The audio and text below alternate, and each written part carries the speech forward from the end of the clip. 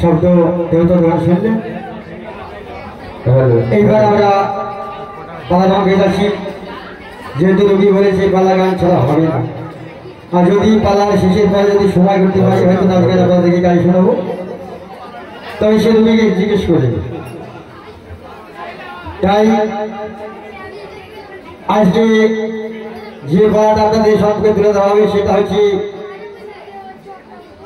শাহীনগরের শাহী বাদশাহ স্মৃতি সন্তান বাদশাহ। তাই ফেলাতলা ঘিরে কাজের মনে মুক্তায় চাঁদের ভরপুর করেছে একটি পুত্র টাকায়। তাই শাহী বাদশাহ আজ তার গোবর গোলাপকে ডেকে কবিতা লাগে, কোথায় গোবর গোলাপ? আমি তো তোমায় তলব করেছি কেন জানো? দেখো ফেলাতলা আমায় ঘিরে কাজের মনে মুক্তায় চাঁদের ভরপুর করেছে একটি পুত্র টাকায়। তাই যাওয়ার মায়ের অবস্থা ভালো নেই, তাই আমি কোথায় যাবো জানো? কোথায় যাবো? আমি যে শরীর সেখানে গমন করবো। আপনি যাবেন আগে আগে, আর আমরা যাবো পেছে পেছে, আপনি গাইবেন আর আমরা নাচ করবো। তাই তুমি এক কাজ করবো, বলুন এই হাতি ঘোড়ায় গান নাচ করে তুমি সাজিয়ে দাও। বাদশাহ টেনশন করবেন না, দেখেন আমি ছোট ফেলেছি, এবার আমি সব সাজিয়ে নেবো। তুমি ছোট ফেলেছো, সাজিয়ে নেবো। সাজিয়ে নেবে, পূজা বাড়বো, মাথায় দিব, হাত পেস্তে ওইভাবেই নয়। তাহলে কিভাবে? হাতে ঘোড়া নয় নস্কর সাজাতে হবে, তাকে অলঙ্কার দিয়ে। সেইটা বলবেন তো, যে হাতি ঘোড়ায় নয় নস্করই সাজিয়ে বুঝে নাচিতে গাইতে গাইতে আপনি বলছেন সাজাতে, তো আমি ছোট ফেলে দিয়েছি। আচ্ছা সাজাবো, মাথায় নিচে। ও আচ্ছা আচ্ছা, ঠিক আছে। তাহলে কাজ করো, তোমাদের হাতে ঘোড়া নয় নস্কর সাজানো হয়েছে। এইবার আবার যেতে পারি কেমন? হ্যাঁ চলো যেতে পারি। এইবার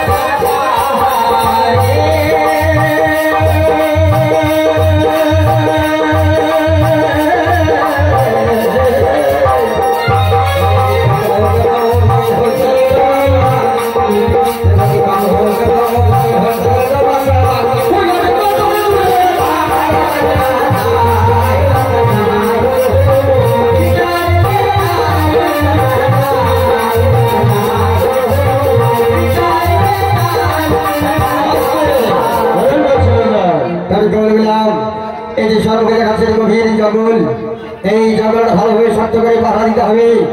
আর এই জঙ্গলে আজ হরি যার কাছে পাহাড় করবে তার আন্ডা বাচ্চার গর্দন পাওয়া যাবে। ও বাদশাহ, আজ আপনি বলে দিয়েছেন যে যার সকল দিয়েই আজ হরি নেবে তার আন্ডা বাচ্চার গর্দন পাওয়া যাবে। বেশ তাই হবে। হ্যাঁ বলে আজ এই বাদশাহ কে বলেছে তুমি জানো? কি বলেছে? আজ বলেছে যার সামনে দিয়েই হরির পালে যাবে তার আন্ডা বাচ্চার গর্দন করা যাবে। তাই দেখেন আজকে যদি আমাদের সন্তান এই হরির পালে যাই তাহলে আমাদের আন্ডা বাচ্চার গর্দন করা তবে তারা আমরা কি করবো তাহলে তো আমরা বাচ্চা আর যদি বাচ্চা আমাদের পাশ দিয়ে পালিয়ে যাও তাহলে কি করবে সেটা বলে কথা তাই বলছি চলে বলে কলে কৌশলে যে ভাবি হত্যা করে ওই জায়গায় গভীর জায়গা আমরা দুজনে যখন নাটক করবো কেবল ঘেরা করবো তাই যে ভাবি হোক ওই বাদশার কাছে যাবে হরিণ কলাই সে শক্ত করে আমাদের এইভাবে তো হরিণ শিকার করা যায় না তাই ভালো যাই বলছি এই বরবৃক্ষ ছায়ার তলায় আপনি তো বিশ্রাম করে আর হরিণ কোথা পাওয়া যায় তাই আমরা সন্ধান করি বসে করবা না আমার মুখে করবো দরুন কালাম আর তোমরা হরিণের সন্ধান করবে কেমন ঠিক আছে আর বিড়ম্বনা করে যাও এই জঙ্গল তোমরা ভালোভাবে শর্ত করে তাই বলছি দেখো জি সাহেব আজ যদি আমরা এইভাবে রাস্তা রাস্তায় ঘুরে বেড়াই এই গভীর জঙ্গলে এই চৈত্র মাসের দিনে হয়তো আমরা হরিণ শিকার করতে পারবো না তাই বলছি এই চৈত্র মাসে একমাত্র হরিণের হবে কঠিন তব কঠিন তার পিপাসা তাই আগে সংগ্রহ করতে হবে পানি আর যদি পানি সংগ্রহ করতে পারি তাহলে হয়তো এই হরিণের আমরা লাগাল পাবো তবে পাবো না তাই কিভাবে করতে হবে জানো আজকে লাগবে একটি পাথর যখন আমি পাথর ছুড়বো তাহলে আমি কিন্তু পানি সংগ্রহ করতে পারবো আমি পাথর সন্ধান করে বুঝেছো বেশ এবার আমি পানি সন্ধান করছি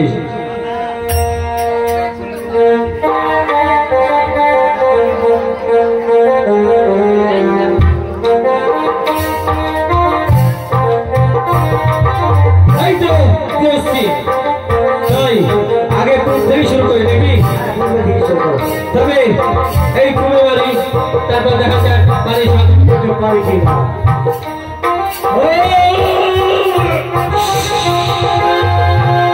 আরে বাবা রে ওই বাস্তরা তল দিয়ে একবার পাখি চিচিটা তেলে সব উড়ে চলে গেল মানে পানি কোনো লাগালি না ওখানে শুকনো মাটি আছে শুকনো মাটিতে পড়েছে এই পশ্চিম নাকি এই পশ্চিমে তো পানি লাগা পাবে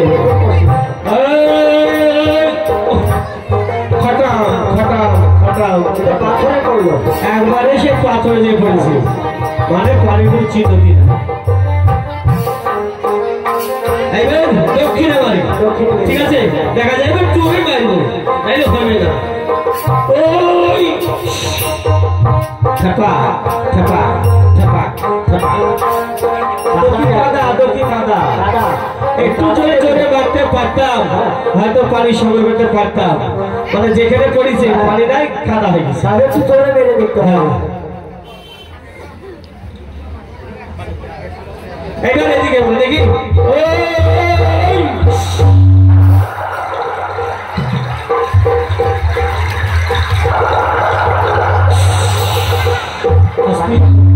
হরি তোমার কথা বলি না ওরে হরি ওই দেখো ওই কেন হরি গেছি আস্তে কথা আস্তে কথা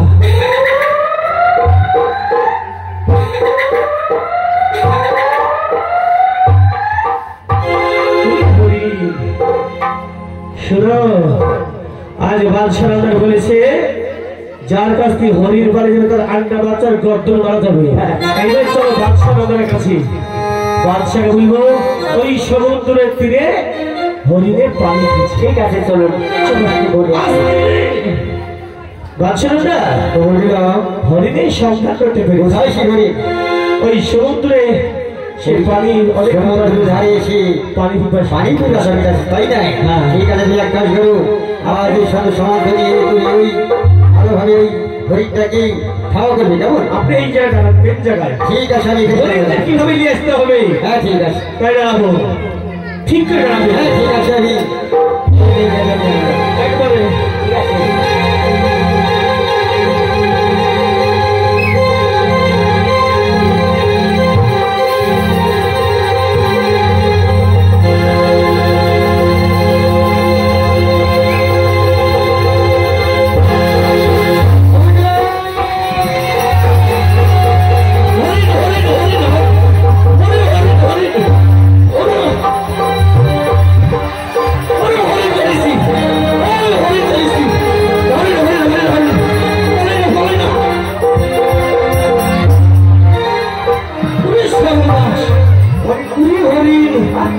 হরিণ হরিণ হরিণ ধরেছি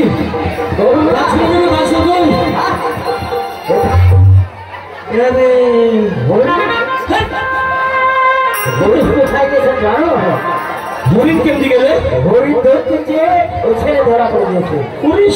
হরিণ দিয়েছে আমার বাচ্চাদের কার্তিক লাগছে বাচ্চাটা কিছু শুনে দেখেছেন তো আল্লাহ আল্লাহ গো আল্লাহ তবে শান্তি হইল যদি আমার কাছ দিয়ে ফলাইতো সব আমার হইব কাউন্ট হইতো কেউ থাকতো না। চলো তাই ছোটবেলা করে কৌশলে যেভাবেই হোক দেখে নেই ওই বাচ্চাদের বিচার করাই চাই। সত্যি হ্যাঁ চলো সে মতে তোমার নাই আমার আছে।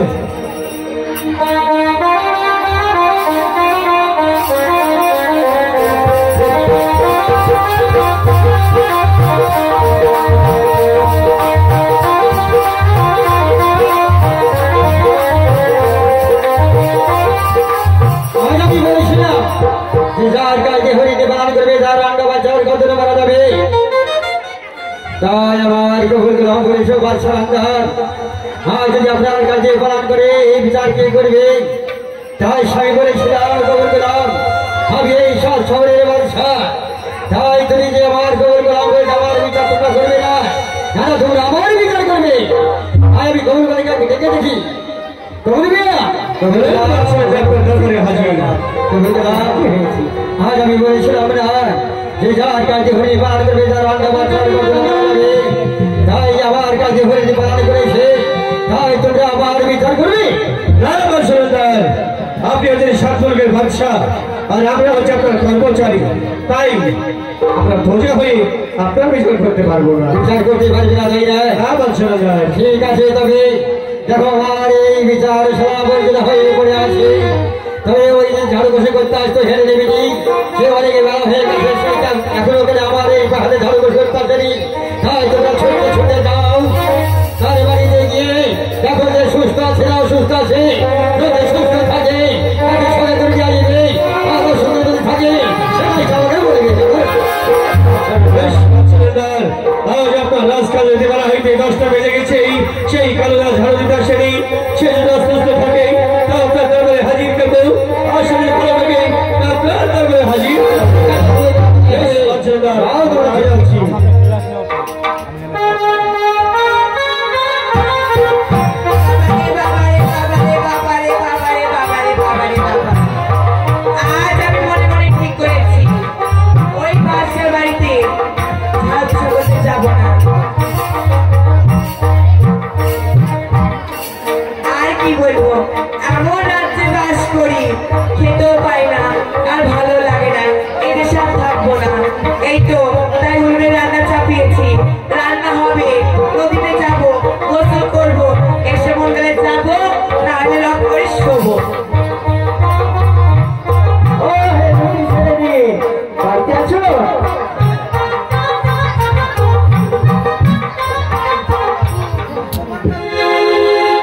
দেখো তিনি আমি এক্ষুনি মনে মনে ঠিক করছি আমি একটু ঘুমাবো। অমনি হেরে আছো নাকি হেরে আছো দেখি কে আসলো।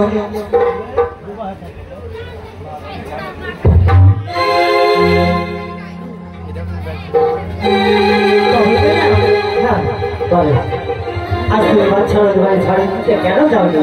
আরে ভালো লাগেনি তাই যাইনি। ভালো লাগেনি তার জন্য যাওনি? হ্যাঁ কেন যাবে না? আরে বললাম তো ভালো লাগেনি।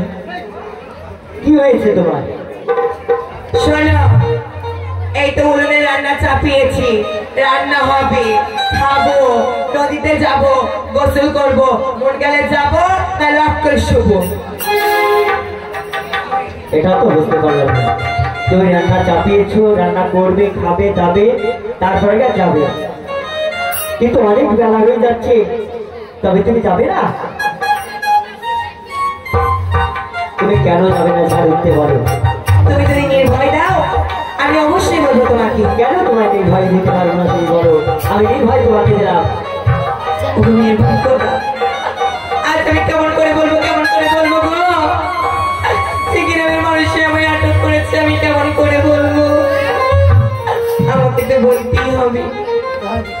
ও তখন কান্দে ঝরে চোখের পানি, তখন কান্দে ঝরে চোখের পানি, তখন কান্দে ঝরে চোখের পানি।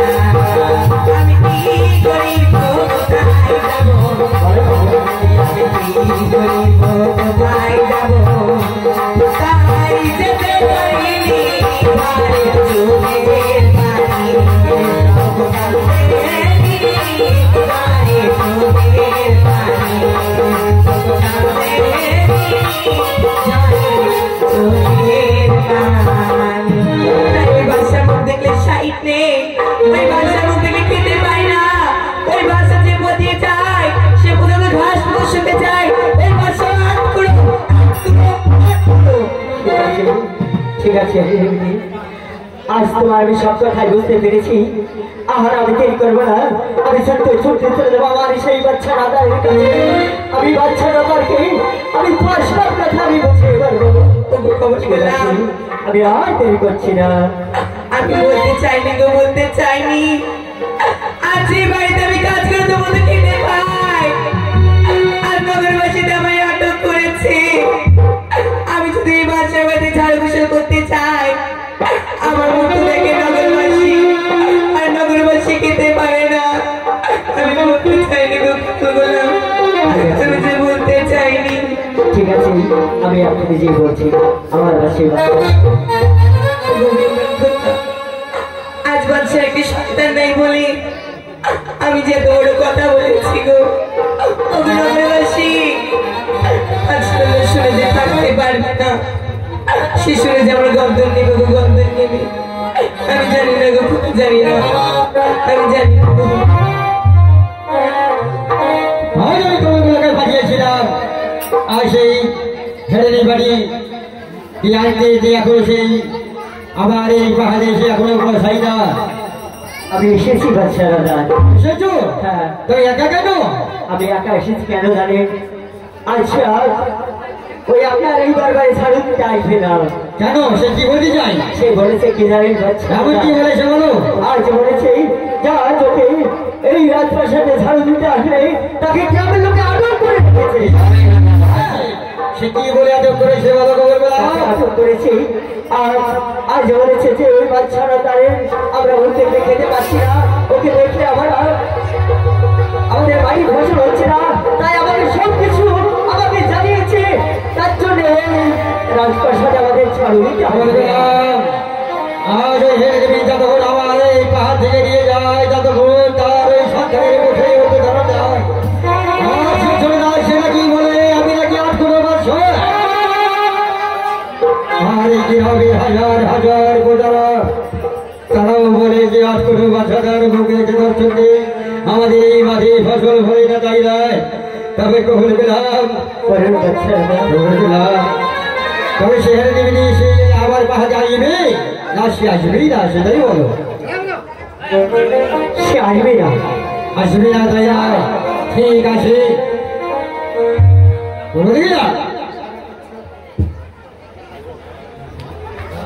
এই শোনো, চলো আমরা এই দেশে থাকবো না, বাংলাদেশ চলে যাবো।